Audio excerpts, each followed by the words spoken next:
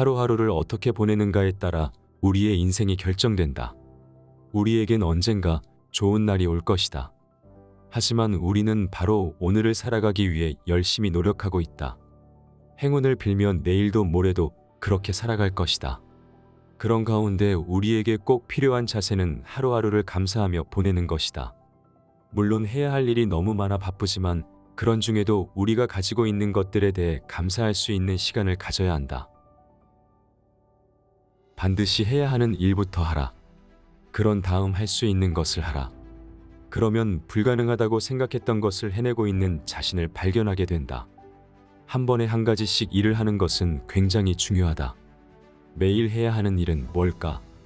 또한 우리가 원해서 하는 일은 뭘까? 이처럼 우리는 반드시 해야 하는 일과 남을 즐겁게 해주는 일을 하느라 바쁘다. 하지만 해야 할 일이 너무 많다고 겁먹지 말자.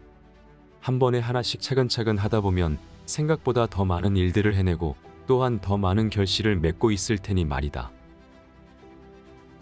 시간이 해결해 준다는 말이 있긴 하지만 실제로 일을 변화시켜야 하는 것은 바로 당신이다. 시간이 최고의 치료제라 생각하는 경우가 얼마나 많은가. 지금 잠자리에 들었다가 깨어났을 때 반년 혹은 1년이 훌쩍 흘러가 있으면 얼마나 좋을까 하는 생각을 가끔 한다. 그러면 지금 끙끙대고 있는 고민을 안 해도 되니까 말이다. 시간이 모든 것을 해결해 주지는 않는다. 지금 고민 중인 문제를 해결할 수 있는 것은 바로 우리 자신이다. 반년 혹은 1년, 심지어는 1분도 기다릴 필요 없이 지금 당장 실천하면 된다. 혼신의 힘을 다해 장애물을 넘는다면 나머지는 저절로 해결될 것이다. 때로는 절망하지 않기 위해 기대치를 낮추거나 기회를 잡지 않으려고 한다. 물론 이러한 행동에는 나름대로 명분이 있을 수도 있다. 그러나 그렇게 하면 경험할 수 있는 범위가 줄어든다. 절망과 고통의 위험이 따르는 순간에도 하고 싶은 일을 한다면 새로운 세계가 열릴 것이다. 만약 그렇게 하지 않았다면 절대 들어갈 수 없는 세계가 펼쳐질 것이다. 예를 들면 새롭고 흥미로운 길로 인도해 줄 직업을 갖게 되거나 우리의 인생에 절대 어울리지 않을 것 같던 친구를 사귀게 되고 전혀 예상치 못했던 경험을 하게 된다. 기회는 작업복을 입고 찾아온 일감처럼 보여서 사람들 대부분이 이를 놓치고 만다. 다른 사람들에게만 기회가 쏟아지는 것 같아 박탈감이 들 때가 있다. 그러나 진정으로 원한다면 스스로 기회를 만들기 위해 더 많은 노력을 기울여야 한다. 배움의 기회가 찾아왔는데도 묵살해 버린 적은 없는가? 근무 시간 후에 배워야 하니까 피곤하다는 이유로 말이다. 새로운 일에 도전해 볼 수 있는 기회가 왔는데도 놓쳐버린 적은 없는가? 과연 잘할 수 있을까 걱정만 하다가 말이다. 다시는 이런 실수를 저지르지 않기 위해 더 많은 노력과 진중한 태도가 필요하다. 무슨 일이든 조금씩 차근차근 해나가면 그리 어렵지 않다. 책상 위에는 서류가, 싱크대에는 설거지가 쌓여가는 것을 망연자실 바라본 적이 있을 것이다. 직장과 집에 할 일이 태산이면 엄청난 부담감에 시달리지 않을 수 없다. 그리고 그 많은 일들을 어떻게 다 할 것인지 걱정에 휩싸여 밤새 침대에서 뒤척거리게 된다. 그렇다면 사무실에서는 서류를 하나씩 정리하고 집에서는 접시를 하나씩 씻어 나가는 건 어떨까? 그렇게 하다 보면 언젠가는 서류와 접시가 줄어들고 편안한 숙면을 취하게 될 것이다. 인간이 신에게로 가까이 갈 수 있는 사다리는 행동으로 옮기는 것이다. 신념과 윤리의 중요성에 대해 말만 하는 것은 단지 말일 뿐이다. 정말 중요한 것은 행동이다. 실제로 모든 종교인은 그 표현만 조금씩 다를 뿐 남에게 대접받고자 하는 대로 남을 대접하라 라는 황금률이 있다. 그런데도 우리는 이러한 황금률을 행동으로 잘 옮기지 않는다. 저절로 시리에 빠지는 것이 아니다. 시리에 빠지는데 스스로가 한몫을 한다. 우리를 시리에 빠지게 하는 것은 어떤 사건이 아니라 그러한 사건에 대한 우리의 사고방식과 자세이다. 우리는 나쁜 일이 생겼을 때 그것이 잘 해결되지 않을지도 모른다고 걱정하고 두려워하기도 한다. 하지만 똑같은 상황에서 이런 낭패로군. 하지만 난 잘 해낼 수 있을 거야. 라고 생각하는 사람도 있다. 우리에게 일어난 일들을 마음대로 조종할 수는 없지만 그 일에 대해 대처하는 자세는 달리 할 수 있다. 행복이란 자신의 몸에 몇 방울 떨어뜨려주면 다른 사람들이 기분 좋게 느낄 수 있는 향수와 같다. 자원봉사를 하는 것이나 입원한 친구에게 꽃을 안겨주는 것, 쇼핑하러 나갔다가 사랑하는 이에게 줄 특별한 선물을 사는 이유는 그렇게 하면 바로 우리 자신이 행복해지기 때문이다. 다른 사람들을 배려하고 호의를 베풀고서 도움을 받은 사람들보다 더 많은 것들을 얻기도 한다. 심지어 마음속 깊은 곳에서 우러나와 그런 선행을 한 것이 아니라 어쩔 수 없이 또는 의무적으로 했을지라도 도움을 준 사람과 받은 사람 모두 기쁨을 누린다. 지금 어디로 가고 있는지 모른다면 조심하라. 엉뚱한 곳으로 갈지도 모르니까. 삶에 대한 확실한 비전을 가지고 있는가? 그저 되는 대로 닥치는 대로 살고 있지는 않은가?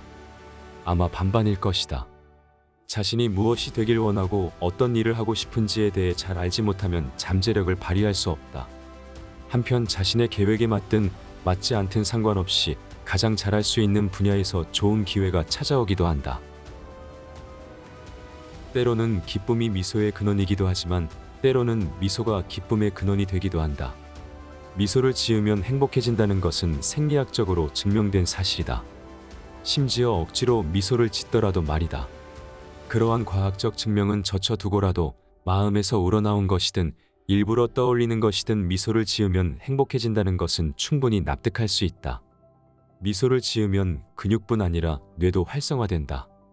어느 누구도 자신의 얼굴에 그늘이 드리워지는 것을 원하지 않는다. 가벼운 짐보다는 넓은 어깨가 필요하다.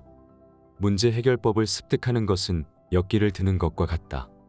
역기를 많이 들면 들수록 몸이 강해지는 것처럼 문제 해결법을 많이 습득하면 할수록 우리는 더욱 강해진다. 당연히 문제가 생기는 걸 원하는 사람은 어디에도 없다. 그러나 세상을 살다 보면 많은 문제에 부딪히기 마련이지 않은가. 그러나 이런 문제들을 잘 극복해내면 언제 어디서든 또 다른 문제가 생기더라도 대처할 수 있는 능력이 향상된다. 밤이 있으면 낮이 있기 마련이고 1년 중 밤의 길이는 낮의 길이와 같다. 어느 정도 어두움이 있어야 행복한 삶도 존재한다. 행복에 상응하는 슬픔이 부재하다면 행복은 그 의미를 상실해버리고 만다. 어떠한 문제가 역경도 없다면 정말 멋진 삶이 될 거라고 생각하는가? 그렇지 않다. 폭풍이 휘몰아친 뒤 눈부시게 빛나는 햇빛이 구름 한 점 없는 화창한 날의 햇빛보다 더 찬란하다.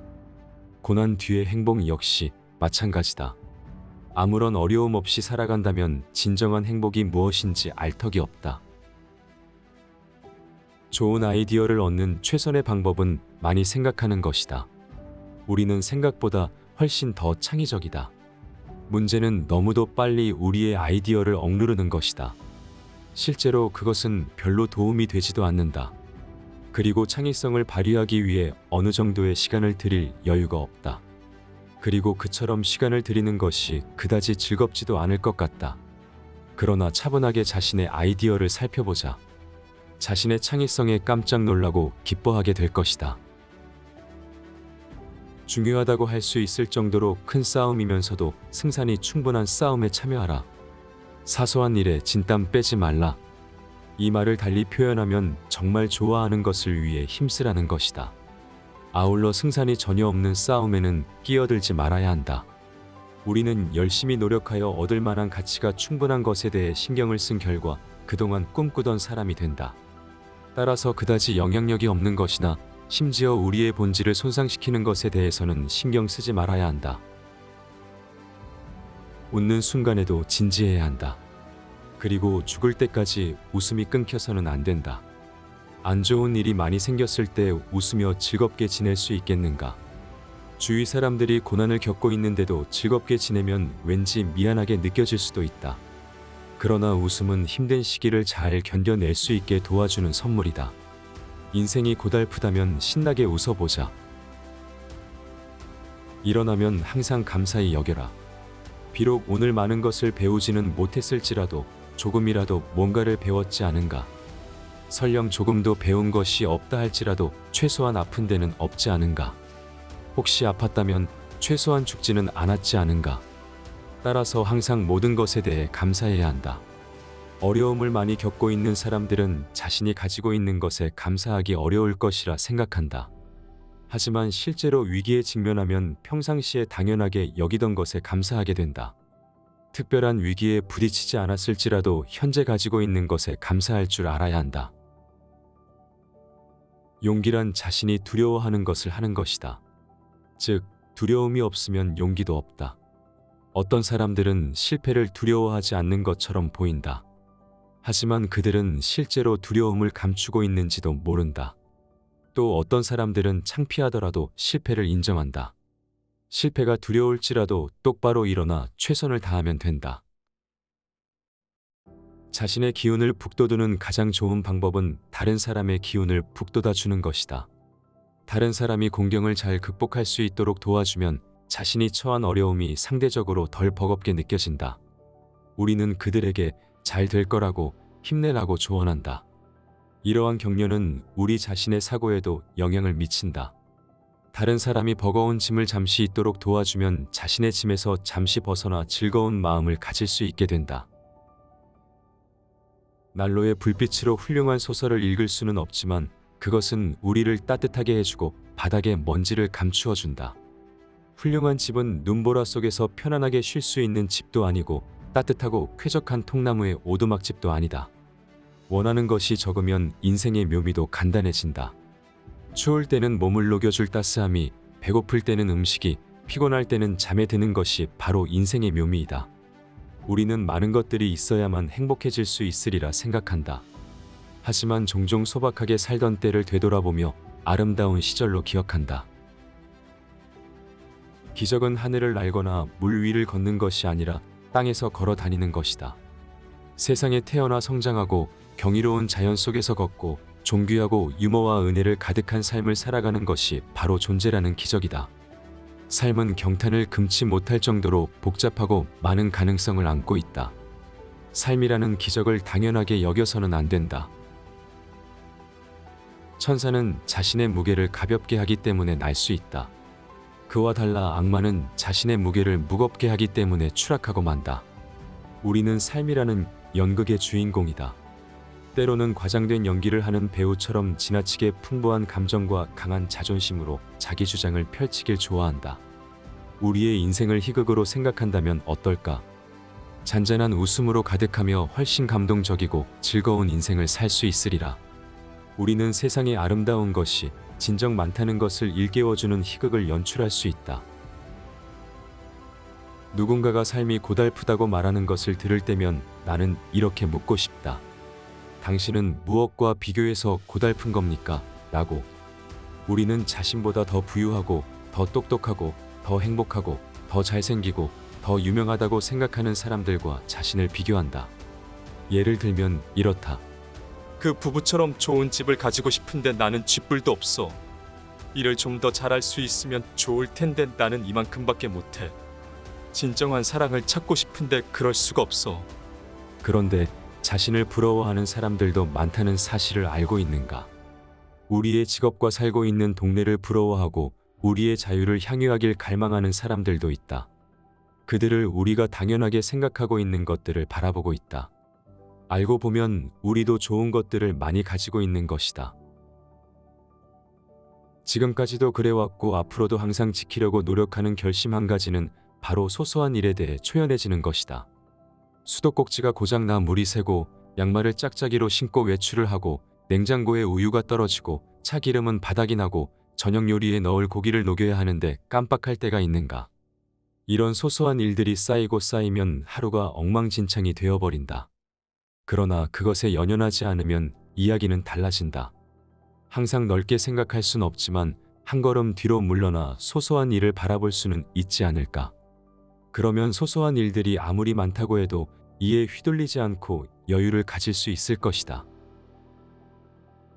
웃음은 인류로부터 겨울을 몰아내주는 태양이다. 심지어 아기도 웃음소리를 들으면 행복해한다. 까다로운 사람이라는 소리를 들은 후에는 도저히 웃을 수 없을 거라고 생각할지 모르지만 그때도 웃을 수 있다. 잠시 짬을 내어 하루를 되돌아보면 하루하루가 즐거운 순간으로 가득 차 있다는 사실을 알 수 있으며 그에 대해 감사하게 된다. 심지어 우리는 혼자서도 웃을 수 있다. 따뜻할 때는 그 모습을 볼 수 없지만 겨울의 혹한 속에서 피는 얼음꽃처럼 역경 속에서 우리는 더욱 화합하고 인간관계가 더 조화로워진다. 종종 큰일이 닥친 후에 자신의 마음과 짐, 지갑을 다른 사람들에게 열게 된다. 어려울 때 서로 돕는 친구들의 모습에서, 심지어 잘 모르는 사람에게조차 영웅심을 발휘하는 모습에서 이를 확인할 수 있다. 우리는 누구나 남을 돕고 싶어하고 남을 도울 수 있다. 역경에 부딪히기 전에 그 사실을 깨닫지 못한다는 것은 애석한 일이다. 자선은 아무리 베풀어도 지나치지 않다. 피해를 입기 전까지는 베풀어라 라는 말이 있지만 아무런 대가도 바라지 않고 우리의 것을 베푼다고 해도 결코 피해를 입지는 않는다. 더 즐거운 마음으로 더 많이 베풀수록 더 많은 것을 얻게 된다. 일찍 자고 일찍 일어나면 건강해질 수도 있고 부유해질 수도 있으며 지혜로워질 수도 있다. 따스한 침대로 들어가 눈을 감은 후 세상과 점점 멀어지는 것은 정말 감미롭다. 그리고 밤에 잘 자면 낮에 받았던 스트레스를 풀어 몸과 마음을 충전시킬 수 있다. 일찍 자면 일찍 일어날 수 있고 또 하루를 힘차게 시작할 수 있게 된다. 그 이른 시간을 이용하여 일기를 쓸 수도 있고 조용히 산책할 수도 있으며 사색을 즐길 수도 있다. 이 시간을 활용해 하루 일과가 바빠지기 시작하면 하기 힘든 일도 해낼 수 있다. 우리의 운명은 겨울철 과일나무와 같다. 그 나뭇가지에 다시 푸른 잎이 나고 꽃이 필 것 같지 않아도 우리는 그것을 꿈꾸고 그렇게 될 것을 잘 알고 있다. 삶이 고달파질 때면 그 상황에서 벗어나지 못할 것 같다는 생각에 빠지고 만다. 그러면 그 상황을 극복하여 원하는 변화를 이끌어낼 수 있는 일을 하기가 더욱 힘들어진다. 삶을 되돌아보면 분명 좋은 시절도 있었고 힘든 시절도 있었음을 알 수 있다. 우리는 힘든 시절을 잘 견뎌냈고 모든 일이 잘 해결되었다. 물론 시간이 해결해준 일도 있겠지만 상황을 호전시키기 위해 분명 열심히 노력도 했다.